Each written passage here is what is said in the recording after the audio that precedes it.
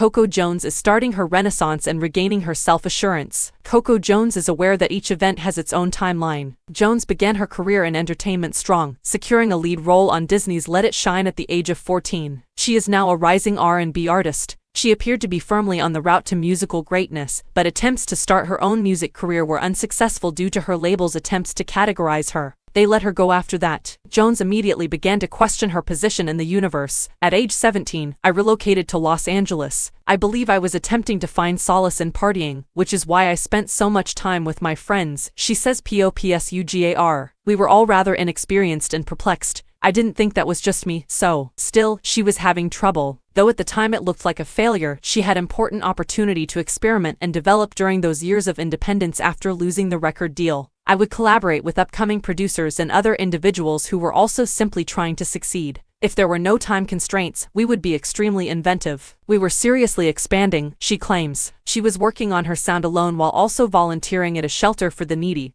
and trying to keep everything in perspective. I remember the first time during that period of confusion that I cursed on a song, she chuckles, and I was really afraid. Oh my God, I really do come from Disney, I thought. Why did I act in such a fearful manner? Before she started posting on TikTok during the pandemic, she had no more conventional success. She gained label attention after swiftly going viral, and the rest is history. Jones believes that those unsure years were, in a way, their own type of success since they allowed her to lay the groundwork for being able to construct her career on her own terms. I used to think, why did I experience such a peak at such a young age, and now it's fleeting and gone. When I thought back to the old Disney days, she claims, but now that I think about it, that was planning. All of this momentum and everything I'm juggling, filming, music, press, tours, the studio, and everything else, have Renaissance-like qualities. It reminds me of something. I think I figured out how to balance everything when I was younger, and now that I'm a woman, I can do it fully, and I'm quite appreciative. There is no denying that Jones is quite busy. On Peacock's Bel Air, she plays Hilary Banks, and her major label debut EP, What I Didn't Tell You, is featured on the show, whose single I See You debuted at the top of Billboard's mainstream R&B hip-hop charts, has been a tremendous success. By collaborating with none other than Justin Timberlake on a remix of the song,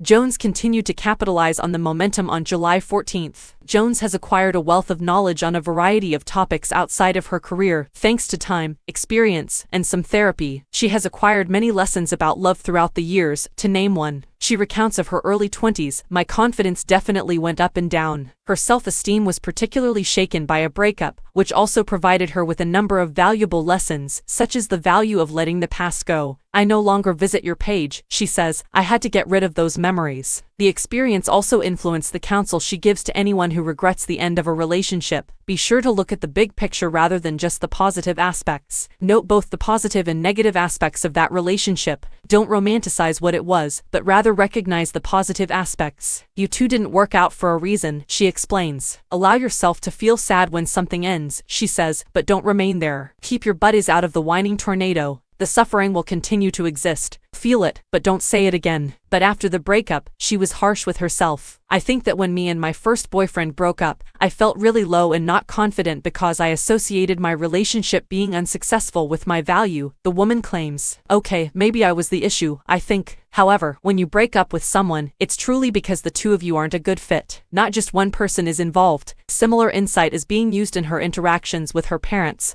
who she claims are divorcing. Jones claims that via counseling and introspection, she has been concentrating on understanding how to look at each parent, not for what happened in their relationship, but how I've been in my relationship with them. I firmly believe that staying out of either camp is crucial. No one has a side. She claims that her parents, an NFL player and a session vocalist, taught her the value of hard work. She is very close to her parents and has had to tell herself that their separation won't affect this. Jones also offers some helpful advice about how she manages to stay so grounded in herself these days. She claims that she utilizes affirmations in addition to exercise to boost her self-confidence. Much of my confidence comes from affirming my own abilities. I adore the daily reminders to think well of myself that this app called I Am provides, she says. I genuinely believe it alters my perspective on myself. Every day, I endeavor to accomplish that. She goes on to say that sometimes, even if you don't fully believe in yourself, you just have to fake it until you make it. This tactic is also known as the law of assumption or lucky girl syndrome, depending on the group you're in. Being in an industry where beauty is so hypersensitive and hyperfocused, how you look in comparison to other girls can make your confidence a little shaky, she claims. But I believe that occasionally I simply had to be slightly naive. I'm just going to act as though I'm not considering how any of these other girls seem in comparison to me, because they will be able to tell if you enter the room lacking in confidence. I simply had to control it until it was truly mine. On her honest 2019 single, Depressed, which is about social media and the comparison game it frequently sets off, Jones sent a similar message. We frequently compare ourselves to others and fall into these dark pits of peering into their lives, yet that is only a small part of what people's lives are like. Simply the highlights, she claims. I truly intended for that song to serve as a reminder that life is not all glitz and glamour. Making comparisons to someone else's highlight reel will only be detrimental to you. Jones believes that thankfulness and her spirituality, which both influence her outlook on life and her music, are what she would rather concentrate on. I did grow up in the gospel,